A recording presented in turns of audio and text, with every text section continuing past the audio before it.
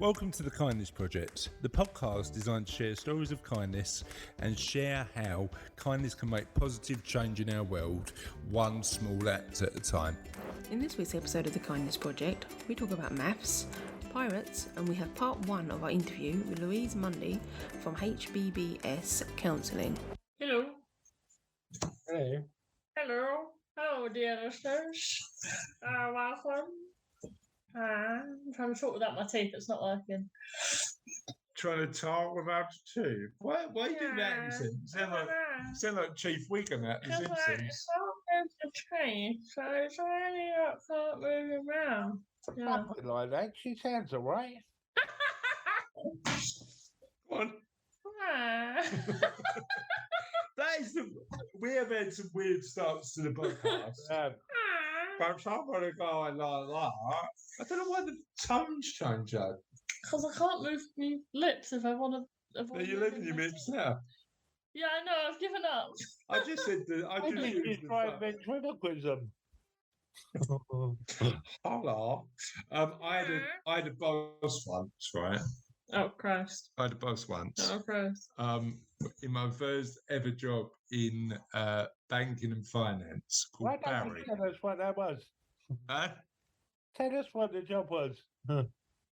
It was I was on the tills, so I used to help people. Why are you? Why is that funny, Russ? Why is that funny, Russ? And, I can remember it, and I just remember it. So Do you have a funny outfit? no, I had a uniform. I had a uniform, but it was like a white shirt and tie. But I had a boss who was actually an amazing dude called Barry, and he used to be from. I think he was originally from Sunderland. Now, bear in mind that he probably, in the first job in my career, he probably gave me more chances than I needed to, and was incredibly supportive. So I've got a lot of time for Barry. But he had this amazing voice that just was like that. Hello, Chris, it's Barry. And every time he said his own name, it just went off into like a little whisper. Is that like one of them like ebook readers where you just connect with a voice that's reading the ebook? No. He was an amazing individual. He was an interesting guy, and certainly supported me in the early stages of my career. But he just had a really he had like a tonality to his voice. You know, you hear some voices that go, like I've got a sort of up and down to it, right? That was that. But the way that he used to introduce himself, he used to go, "Hello, Chris, it's Barry," and it was just that perfectly every time. And that no, he didn't. But the thing is, he didn't whisper the entire word, right? He used to start off loud and then go into a bit of like, "Hello, Chris, it's Barry," like that. Just like sort of started off loud. No, it had like a taper out. Exactly. He tapered his name. "Hello, Chris. That's Barry," like that, which I loved. How do you introduce yourself, Russ? How do I introduce myself? Hi, Yeah. I'm Russell. So do you ever use your first last name? No, never. No. So right, but you use your first name. Oddly enough, I made a phone call to someone earlier to book an appointment, and I had to tell him who I was, and he still didn't pick up on that. So I had to tell him who you was and the job he was doing for us. I won't name him because Right. he listens, but the job he was doing for us, and it took him about 10 minutes to realise what I was talking about. Right. So you had to introduce you, and then me, and then him to us. That is amazing. Now Charlotte is trying to change her moniker. I'm not. Part of my name. Charlotte is trying to sort of alter the way people name her. Do you want to tell us a bit about that? You say I'm trying to alter it. You just never noticed before. I have always used the J in the middle. Right. Do you want to tell everybody what they should now call you? Depends, I guess. Depends on what. How close you are to a person. Is that? But okay, so does it matter? So Russ, Well, for people who knew you well, are you all right with Russ? right. The problem with Russ is you use it all the time. But And Russ. now everybody else is using it. Now But Russ. everybody else is using it. So I can use it. Can I use it? See, when I'm writing business emails, like work emails, I always Yeah. use the full name. But Always. Russ. But when people send me But- work emails now, they call Russ. But Does that upset you, Russell? but does that? I mean, does that? It But doesn't Russ, upset me. but Russ, why does that upset you so much? But It Russ. doesn't upset me. I just find it funny that the way I think is it's a professional email. You should use the full name. See, I've used Chris Dames for. Well, Chris, anybody that knows you would think that was your full name. Yeah. Well, I used to go out. I used to leave the house. We all used to leave the house. You know what? That Things was change. a proper calling your teacher mum moment there. Because what I was going to say, and I'm glad I stopped myself, is I used to go out with a named Sam, and clearly I didn't. I used to. As a friend of mine. Mum. As a But friend- Russ. Hold there a second. Since we send it into chaos. Not Russ. Oh, oh God, what happened to my life? There's a friend of mine called Sam, and I said to him one day, "What's your actual name?" Because like I always assumed that Sam was a shortened Samuel? version. Samuel, yeah, Samuel, and actually his full name was Sammy. Yeah. Oh, well. But that to me is like an informal shortening. version. Yeah, but you But got on like his Freddie. birth certificate. But normally Freddie is Fred is a Frederick, isn't it? But it's That's not normally- anymore. It's you know. And that like I've never ever used my full name, but Chris, Christopher. Just Oh, they know now. oh, dangerous stuff. Dangerous stuff. But just because I've never had to use it. I don't think when you use your shortened version of your name, it makes any difference Actually, to when how professional people think you are. When I talked about Charlotte, not to Charlotte, because I called her Charlotte, but when I talked to Kelly or Kay, You call her butt calf. I called her Charlotte. Charlotte. You know what Charlotte is doing? Yeah, but you know what? That I think there's a I think the challenge you've got is as the older generation, Russ, because we are that now. We're not the old generation. We're the love generation. Feel the love generation. Sure, mate. I thought that was people from the 60s. Yeah, true. We're not going to own that. We're gonna disown that quickly, and we're going to go for the digital generation. What generation are we? How would you describe our I think we're generation? Generation X, aren't we? We're Gen X when I've seen the gens. I When you've think seen the we're- gens, how long have you been looking at the gens? Well, they come on the news sometimes, don't they? And I think we're in the Gen X area. Well, I've got a feeling that you might be in a different gen to me, because I've got a feeling one there's a you're- generation that starts in 1980. When were you born? 80. There's a generation I've got a feeling starts in 1980 onwards, and I've just limboed under that in the late 70s. So we But might have, we grew up in the noughties, which would have been the digital era. yeah. But we also, I mean the 80s and noughties, didn't we? But yeah, Yeah. it's go on. I can't remember what I am saying. I don't know. No, Does I it- think so. So Gen- is the Was you born in the 90s? no. Oh God! Oh, No. oh. Just missed it, Russ. 2000 and Yeah. 3. I should remember that. I come to the hospital to see. Yeah, I know. That is the biggest That's awkward, insult. isn't it? That is the biggest insult in the form of a question I have ever heard in my life.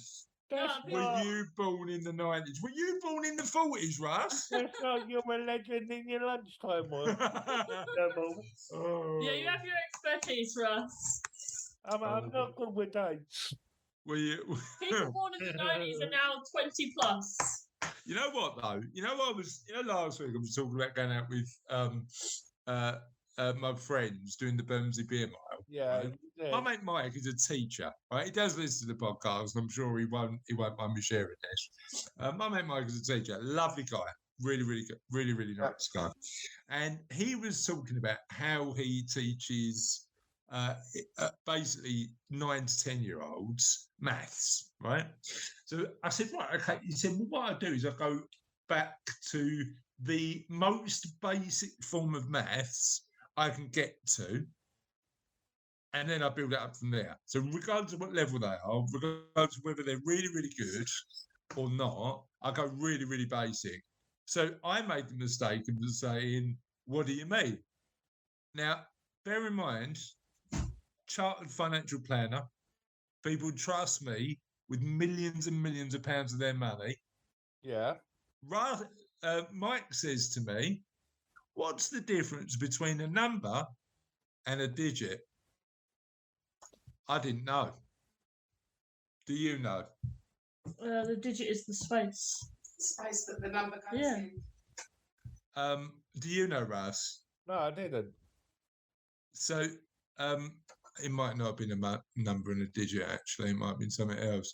But the way he starts is saying the digit is the... Oh, I've got this wrong. I can't remember now. This is embarrassing. But basically, the way he starts is explaining the number as a number, and then the meaning of the number, the interpretation of the number. Like 9 is a number, but it's also the way that we explain that number. Does that make sense? Mhm. That didn't make sense to me. I'm still trying to wrap my head around So it. there's a 9 and a 0, and then the number is 90, but the first digit is 9 and the second digit is 0. Exactly. So we had this conversation about the fact that numbers are just the meanings we attribute to them. You know what I mean? They are a human way to just make sense of the world and translate the world, aren't they? So that's where we started. But just imagine we're having a chat. Who is fairly numerate, can answer the difference between a number and a digit. That's because when you, as you work your way up, you start to overcomplicate things because you've seen how complicated they can be. Do you reckon? Yeah. Because I do it all the time. You give me a simple problem, I'm like, how complicated is this? Am I gonna... my old maths teacher had, I think it was a sister or a friend who taught primary school kids. Yeah. So this was in secondary school. And when we were being too loud, he used to give us primary school problems, and then we'd solve them really fast, and then get really bored really quickly. Okay. And that was our sort of So do you think that's quite an interesting tool then, like just simplifying it, so that if you're really getting confused and complicated, we weren't getting confused and complicated. We were going through the hard stuff and then talking afterwards because we'd run out of things to do, and he was like, "Oh, being too loud. So here's some simple stuff that you're going to get really bored with, and I know you're going to get really bored with. So stop being so loud, so we can get back to the complicated stuff you enjoy." Right. Yeah. Right. Fair enough. Okay. Yeah. Maybe that's a solution, Russ. Maybe you should just start simple and build it up from there. I have absolutely no interest in numbers. I have interest in computers. But you code, Russ, and you code really well. Yeah, so surely you have got an interest in numbers. Coding for me is not maths based. So I can't code in JavaScript, for instance, which is heavily maths. But PHP is not. Is it not? Is it visual? PHP. No, the PHP is not visual, but it's code, but it's more Letters based. algorithmic code than. Yeah. Sorry, the mathematic concept of algorithms. Yeah, Russ? Well, it's in. Algorithms. I don't do that numbers maths, but give me a bit of letters maths, I'm all over it. Yeah, do algebra instead of. I just understand that for some reason. Where Yeah, it's interesting. the only maths I can basically do is working out what I got in my account, and I can do that on the fly. Whereas if you ask me, if you was firing questions at me, 9 times out of 10 I'd get them wrong. Yeah, interesting. And I mean, I suppose we've all got tools now technologically that allow us to make shortcuts. I use a calculator regular. Yeah. Look, I think we're all reliant on that. But then I suppose part of the conversation I have a lot now is what's valued in the modern economy, and it's not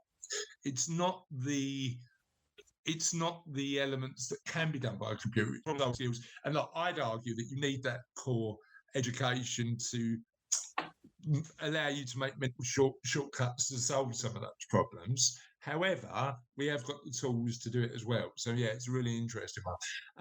But moving back to the podcast, let's ask this week's question of the podcast, which is: if you've got a chat show, who would you invite on your chat show, and why? Who would you have on your chat show? Someone interesting. Not a celebrity, because those people are boring. Someone interesting. Right, who are you going to have then? I'll have to find someone interesting. But you're just going to wander up to him and go, "You're interesting, can we have a chat?" Yeah. That's basically what we do on this podcast. It is. Well, no, the remit of the podcast, I mean, that is true. We do invite interesting people on, but they've got to also be doing something a bit positive in the world. Who would you have on, Russ? I would have the See Me celebrity on. No. Mr. Christopher Dames. Well, maybe. Mr. See Me celebrity. Maybe. I did get called Mr. Havering when I went to Oh my God. No, I did. Genuinely. That makes it sound like you was topless going like this with a load of baggage. Yeah, he's got a sash in the cupboard and everything. I have. Mr. Havering and his Nice little tiara. Mr. Havering and his assistant Buttress. What? That sounds Not like my assistant, you would know. No comment. You're not putting the oil on, please, because this is going to get really weird really quick. God. Russ, last week was your turn to put. Can it be my turn this week? Oh, cringe time. No, I actually think what'd be interesting is for the bonus episode we're going to do with the book. Yeah. I am going to interview you two. Yep. About your experience of the podcast and hosting the podcast and running the podcast over the last few years. How does that sound? And we give that way as a bit of a bonus episode for people who subscribe to the book. Cheap plug at www.thekindnessproject.co.uk. Press book at the menu at the top, and you can give us your email, and we'll get some free stuff. Let me tell you, I've got many insights into the sweatshop you run here. It's only a sweatshop, Russ. It's a family business where we love and care for each other. If I lived near her, I wouldn't be surprised if you come round with a whip and whip me. Wait till we're on the boat, Russ. Wait till we're on the boat. We are going on a legendary, because Russ will only go on a holiday 2 minutes away from his house. I will. We are going on a little boat trip.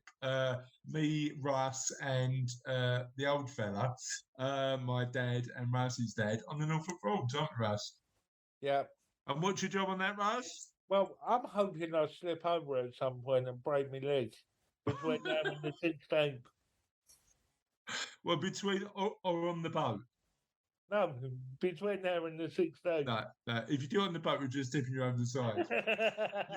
You are going to have a Viking funeral. I'm having plenty of orange just in case I catch scurvy, though. What, on a weekend on a barge? I'm not convinced that's going to happen, to be honest. But yeah, You never know. So you The have, sea is a dangerous place. We're not- Ah! I'm not going to the sea. So just screamed in my ear. I've just been.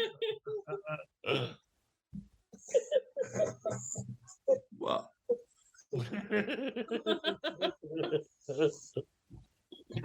I don't know what constituted that reaction. The sea is a dangerous place. Ah! It really hurt, Charlotte. That's a natural pirate coming out. Yeah. Anyway. Ah. The sea is a dangerous place. Oh, We should get pins. Oh, yeah. Back The to the sea is book. Back to the book. Back to the book. I'm going to put Charlotte's comment, right? Do you know the bit in the book, right, where because people are reading it at the moment and previewing it for us and saying some really amazing stuff. You know, I've got an image of like, I don't know, one of our amazing guests, like Bernadette Russell or Patrick Luong. You know, Patrick turning around and going, an amazing book, full of insight. You know, love the book, buy it now. And then just a quote from Charlotte that just is, "The sea is a dangerous place." Ah! Oh, yeah, and just putting that in the book. Yeah, should we do that? You know We've what got a meeting with the publishers tomorrow, Russ. We You need know to what might be good for the bonus and live, where they can question us all. Ah, yeah. Or in We October. can talk about doing that for the 200th episode. Yeah, when we do the book launch, we do a live. Right, okay. We're not I will zoom in. zoom in. Yeah, we're all gonna be Yeah, zooming in. zoom aren't we? in, and where the people that have subscribed get a link, and they can come in and That might be one of the free gifts we distribute. We're still trying to work out what we give away free, but the only way that you will know, listener, cheap plug, is to do what, Russ? visit www.thekindnessproject.co.uk, click on the link that says book, and add your email address. And you know what? When Russ does it, it feels like I'm trying to do it and go make it sound exciting. Russ comes on, he's going, go to. It's If like you can be bothered, the kind right. it's like when teachers tell their students to log on to their homework portal. And Exactly. They know That's the exactly kids what it aren't gonna sounds go. like. I didn't mean to make it sound like that. Right. Come on. No. No, wait. Okay. We've done one that sounds like a teacher telling their kids to log on the homework portal, knowing they're not going to do it. We're going to mix up the style, and you're going to try a different style now. Hold on. HBBS Co style. Get on the website, fool. Right. We'll try behaviour hackers. Give us another one. Arnie, you'll be webbing. You'd be what? Well, it's I'll be back, innit? So you'll be webbing. You be webbing. Right. If you'd like to, listeners, please go on the website because we would love your support for the Kindness Project book. And you can, and this is how it's done, Russ, do that in the following way. Okay, if you go on Facebook and put the Kindness Project into the search bar, No. Book. That's not my job. Oh, Jobsworth. Hold on. I was all prepped. I hyped myself up to do the socials as I do every time. No, you can do the socials, but because Russell sounds like a bored teacher. Okay. You You want me to bring the pirate back? Yes, do the book in the form of a pirate. Now, do I take the mic and do like just a normal person who's like, yeah, that was a pirate? Up to you. The podcast is yours. Crikes. Okay. Welcome, ladies and gentlemen, to my plug for the my audition to plug the book for the Kindness Project.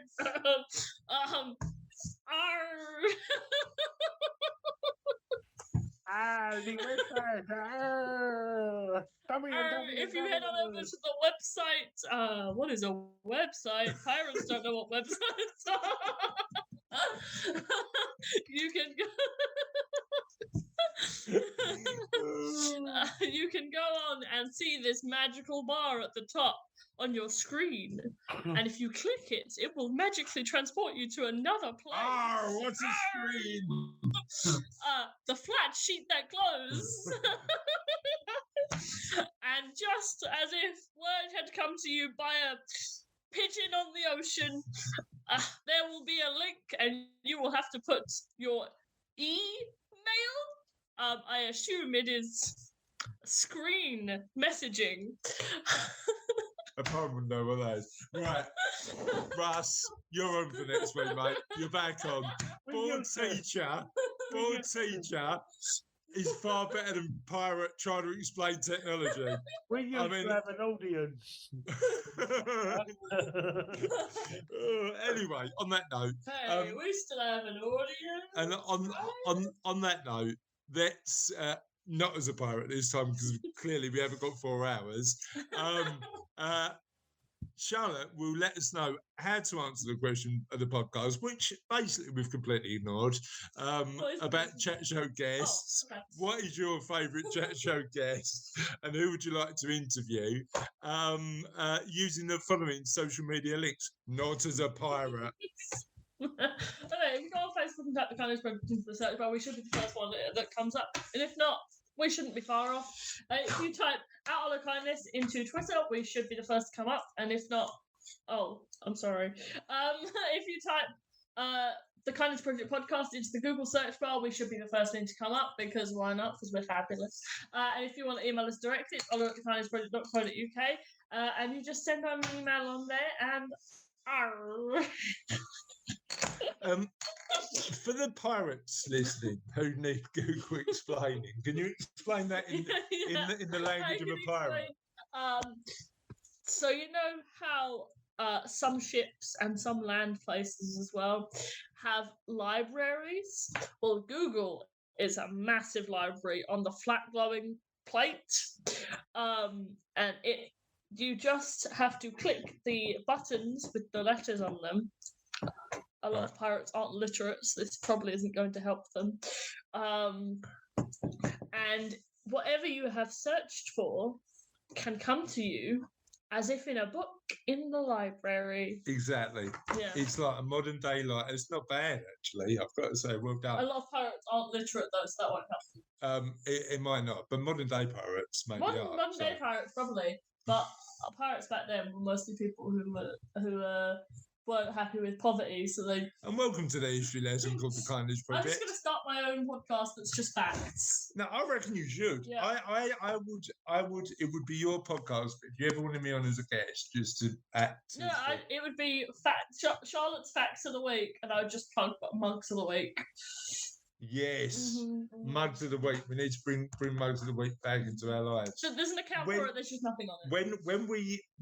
When we start doing it remotely with us, I reckon what we do is we do it an evening once a week, fitting into all our schedules, and we do it as a Facebook Live. What? But when Charlotte goes to uni. Well, oh yes. And we, as part of that, one of the segments we might want to include in the Kindness Project is Mugs of the Week. Mugs of the Week. I feel like I should start that podcast. That'd be fun. I don't know whether it's got enough content for an entire individual podcast. No, not Mugs of the Week. What, the Facts with Charlotte? Yeah. I think that might work. Facts for Charlotte. Right, and on that note, I'd like to move on to the next part of the show. Goodness no. Russell getting up and wonder, he's going. Russ, are you there, Russ? He's just got up and wondering in the middle of the podcast. I think he's got bits to do, mate. Is he? Yeah. He's just busy. He's just clearly busy. And on that note, I'll just crack on and carry on recording. Assuming Russ is going to fit it all together. I want to share a couple of the people. Last week I talked about the Independent's Happy List 2022.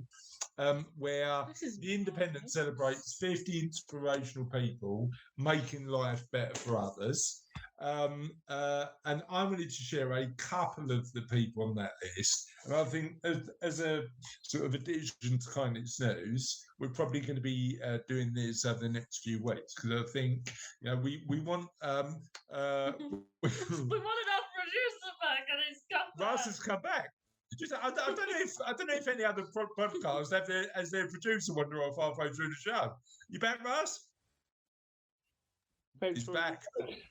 He's back. So what I'm going to do is mention a couple of people on each of the podcasts that have made the Independence 100 happiest people, inspirational 50th. people, 50 happy people who make the world a better place, just to give them a big shout out. And I want to do two this week. So number one is Harriet Asher. Harriet so far has helped to resettle more than 500 Ukrainian refugees in the UK. The Hampshire mother of three visited Ukraine soon after war broke out and was shot by the lack of transport links out of the country. She joined what she calls a large network of volunteers, everyday people, not charities, from medics to drivers, who get people to safety. Harriet set up a GoFundMe page which raised more than $25,000 in 48 hours to pay for coach travel flights, safe houses, or a hotel to anyone trying to escape conflict. She said, "This journey has been a complete privilege for me, and I couldn't feel luckier about all the extraordinary people I have met along the way." And then what I'm going to do is move on to mentioning our second individual on the top 50 most inspirational people, and that is Banji Alexander. Oh, me? Yeah.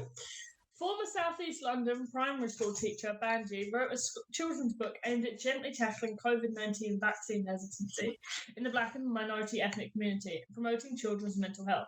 I was aware that vaccination uptake was considerably lower in some demographics within the BAME community, and I wanted to do something to help, says Banji, who also wanted to help children conceptualise everything they had experienced during the pandemic. He started writing Lockdown Looms, which explores a 7-year-old child's experience of the pandemic during the second lockdown of 2020. I love that, and the key factor on that. I was having this conversation with somebody today. I believe, and again, we've all gone through different experiences whilst lockdown, but the people who have experienced lockdown the most in terms of the emotional impact to both kids and to aspects of our generation, and I'm not saying that that people in the middle can't experience the emotional effects of lockdown, but I think the effects do loom large for young people, kids, and our older people, where loneliness is so prevalent. So well done for Benji for helping the younger people in our communities and societies to cope with that and navigate that emotional landscape. On that note, I'd like to move on to the interview.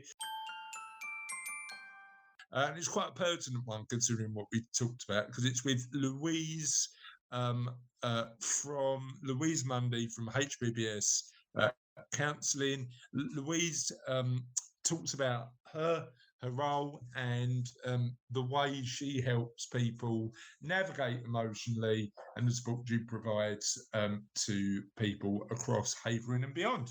Louise, thank you so much for coming on the podcast. We really appreciate you coming on. You're welcome. It's a pleasure to be here. Thank you for the invite. And how was tennis? Because we started our conversation with like the fact that I'm wearing my running gear and you've got your tennis gear on. How was tennis? Oh well, you see, that's a delight in store for me a little bit later. So okay, where do you play? I'm playing at 12:30, but I've got to go. We've got our club finals next weekend, so I've got to go and collect the trophies in between. So amazing. I'm ready, to collect the trophies and then play. So yeah. How often? How long have you played tennis for? It's about. I played a bit as a child, and then it was just one of those things that, as my family grew up, it was a little bit of a window of opportunity for me to play. Gotcha. So I started more seriously, I suppose, although I'm not that serious. In I don't know, 16 years ago or something like that. But okay. it's primarily sociable tennis as opposed to anything at too high a standard, I have to say. And how competitive do the club finals get? Is it pretty competitive, or is it all quite friendly? It's Or a very bit of both? friendly. It's very friendly, but it's probably our flagship of the tennis for the year. So it is more, people are very respectful and Yeah. they're quite competitive, but it's very quiet. Fair enough. But it's, so no, it's nice. It's good. It gives we do a system whereby you don't know who your partner's going to be and names are drawn out of a hat, so that mixes it up quite a lot, and there'll be lots of people there at the end of the summer, so yeah, it's usually a lovely Good day. fun. Sounds like good. Sounds like good fun. So we know you're a tennis player. Tell us a bit more about you. Oh, okay. So I'm I get my background's in education. So I started my working life as a teacher and did that until I had my children. And then when they were of a certain age, I started doing a little bit of community volunteering. So I've been in post as service manager at HBBS for 2 years, but I've really been associated with the organisation for 6 years before that. How old are the kids now? They are 23. 20, nearly 21, as he keeps telling me, and 18. So 2 boys and a girl. And we're going through a weird experience in our house at the minute because A-level results last week was a bit of a roller coaster. That was a really interesting day. Charlotte got under what she needed to get into her first choice. She got 2 Bs and a C, and she needed 3 Bs. But then she, we managed. They said, "Look, you're just under, so we're letting you into the first choice." So it was this roller coaster day of saying, "We don't think we've done enough." Then we've done enough, and then we're in. So it ended up as a bit of a celebration. But how was it in your house when the kids were doing their exams? Oh, it was massive relief. So my daughter, who's the same age as Charlotte, she the roller coaster for us was she did really well in her A level, so no concern, no concerns there and no panic there. So there were a few tears from me, but that was primarily relief, I have to say. But where is she off to uni? What's she doing? Well, she's got a place at Cambridge, but she's Amazing. not going. She's not going this year. She is. We put her on a flight to Germany on Tuesday. So that was our roller coaster, you see. So getting the results and then getting ready to go. And she's gone to Germany to be an au pair for a year. Okay, that'd be a good experience. So, yeah, that's really good. Well, she wants to do modern languages, so she's done German and Spanish. So, yes, it's very interesting. I had a phone call with her last night, and she looks absolutely shattered. And it's the most respect I've ever had as a parent. She said, "I don't know, how did you manage 3 children?" How did you manage to do it when we were little? Yeah, absolutely. So she said, "I'm absolutely shattered," and she's with the mum. So it's But anyway, so no, that's her adventure. I mean, it's interesting because Charlotte and I probably said to you before we spoke last, but Charlotte and I did our tour around Europe. Yes, I remember you said you were going to do that. Yeah, so we did the 12 countries, 22 days, absolutely shattered when we come back because it was like sort of, but interestingly, the Europeans do English a lot better than we do any other international language. But I suppose living in a country, you want to really learn a language. I had a friend who moved to Italy about 4 or 5 years ago, and he said, and his kids were, it was a really brave move. Ran a business in the UK, continued to run it, but was effectively in the UK for 1 week a month, and the other time he was with his family by Lake Garda. And he said that the kids being immersed in Italian culture for him, and I suppose German culture for your daughter, made a massive difference to learning language because you haven't got a choice. You're in this situation where you're surrounded by it, aren't you? Yeah, no, absolutely. I think so. I think the thing was what she said was that she didn't feel that although she'd really enjoyed studying languages, she didn't really feel like she'd use them. Yeah. And I think it sort of in times other than COVID times, we would probably have travelled, and she would have travelled Yeah. around Yeah. Germany and around Spain, I would like to think. But obviously, travel wasn't an option, was it? So, and that's really what she said. And we looked at all different sorts of things that she could do, you know, go to work on holiday resorts and things like that. But she was really clear that she wanted to be with a family and experience German life, really. Yeah, interesting. I mean, I've done a bit of Germany yet, but on our trip we went to Munich, and it was such an amazing city. I've just never we bumped into Munich Pride was going on while we were over there, and it was effectively just a party, you know, 30,000 people in Munich town centre. It was amazing fun.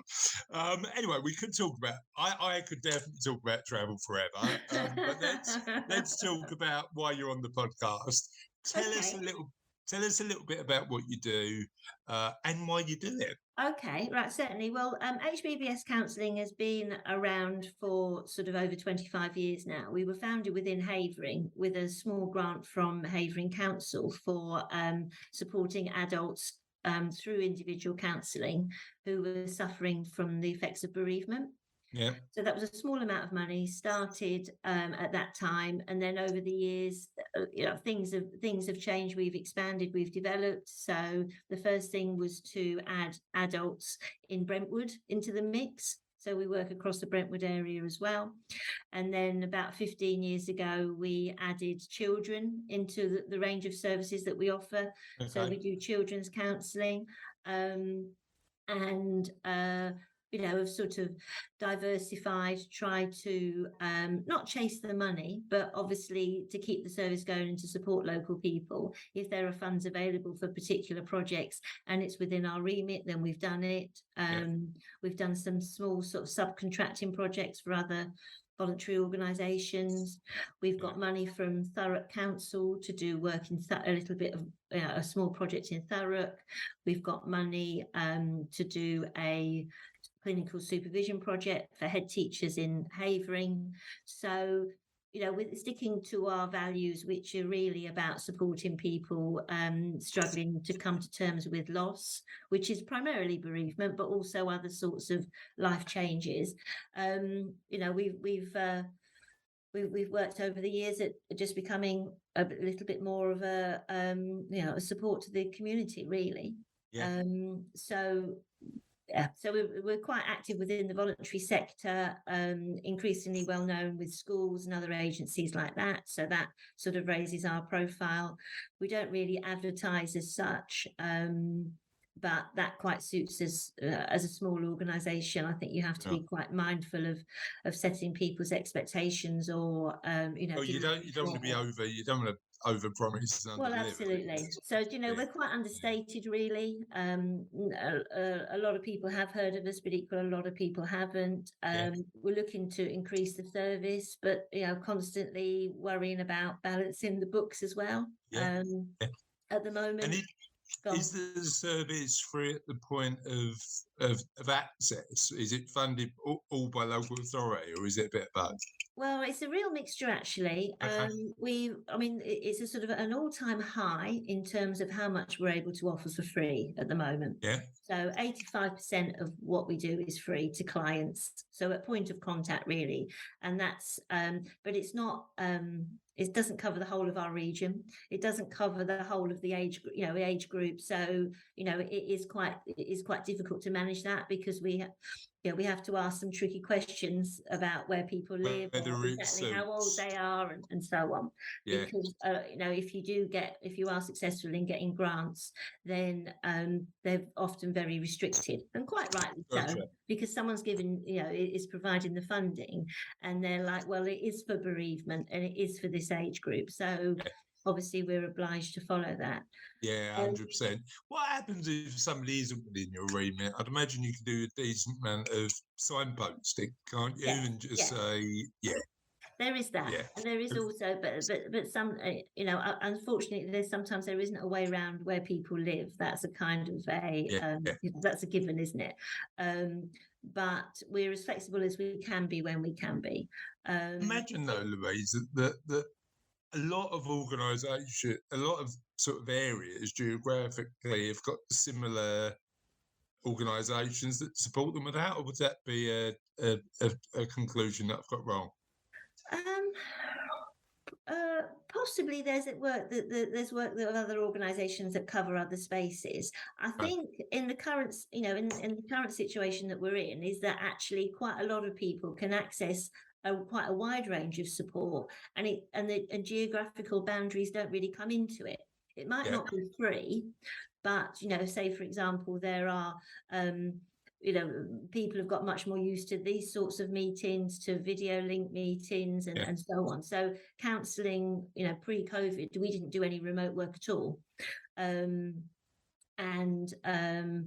way that it sits really is that we now offer a combination, or we offer video link in a way that we didn't before, because we obviously put everything in place to be able to do that Sure. at the early stages of the pandemic, to be able to keep running. But I think that there are a lot of advice lines, helplines, sort of support networks that are totally remote. So for somebody looking for support, they don't have to, they can start with their locality, but actually there's quite a wide range of things that they can access. The physical boundary of where you live and where you can get to comes into play if you want face-to-face funding, face-to-face counselling, and if it needs to be funded. Sure. And I suppose help me understand what counselling is specifically, because we talk to a lot of people on the. I'll give you an example. We've talked to sort of people on the podcast about loneliness and the support provided to people who need some company, need somebody to talk to. We've talked to positive psychologists who talk about positive mental health. Does counselling typically help you navigate grief and trauma? Is that where it specifically helps the most? What do you think? Well, I think that it's about processing emotions as much as anything else. Yeah. And people find different ways of doing that at different stages of grief, or different stages of life, or, wherever they are with any particular changes and so on. And I mean, I'm not a counsellor, so this is not the sort of the professional line in that way as such. But what I would say is that it's really about unlocking emotions and thoughts, and it's about being sort of challenged gently and supportively, but challenged nonetheless in a confidential environment. So a lot of the simplest way probably that the way that I use to often explain it to people is it's about people having feelings or emotions but not having the words to say it. Sure. They don't say it out loud for themselves. They can't find the vocabulary to think it. And they can't share it with other people. And I think that's often where the loneliness comes. So if there was one thing that counselling gives you, is it gives you the words. Tools. The tools. Yeah. So it's to be able to say to your children, to your partner, to your boss, this is where I'm at. Gotcha. Because I think because people are a lot more supportive than I think previously. I think there is an atmosphere now a lot more talking about mental health. 100%. It's just the default, I'm fine, actually probably just means I can't even begin to articulate to you what's going on. Yeah. And I don't know it myself, Yeah, I think that's 100% fair comment. And I think part of it's interesting you talk about supporting people through challenging them, because I think sometimes the challenge that we all face is we've got these mental assumptions we make about the world, and sometimes they're not true, are they? It's that element of, well, really, is that really the case, or is this just a belief that you've had for years based on the experience you've had, that we sort of need to explore whether that's the reality or not? Do you think that, as you say, the conversation about mental health has changed? Do you think that we're moving in the right direction when it comes to that? Oh, absolutely. I think it's always been that it's it's always hidden, isn't it? So you don't really know how people are feeling. But so I think it's just been something that's always been seen as a weakness. Yeah.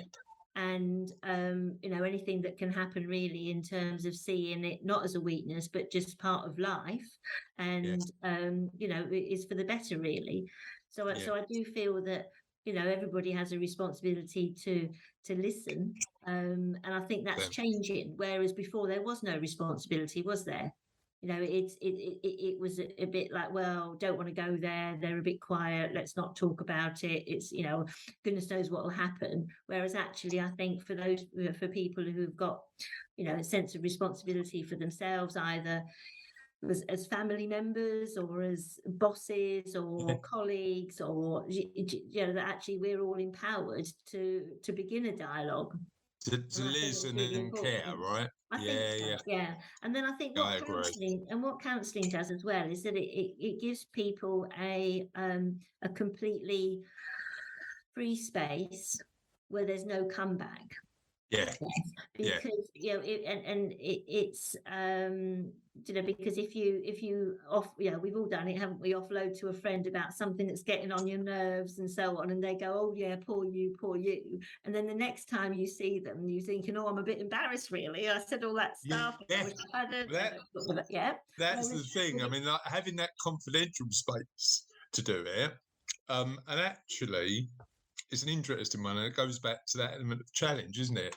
If you've got a friendship with somebody, you want to be 100% supportive, when in actual fact, part of the professional relationship is to explore some of the assumptions that individual's making, and a friend probably wouldn't do that as well as a professional.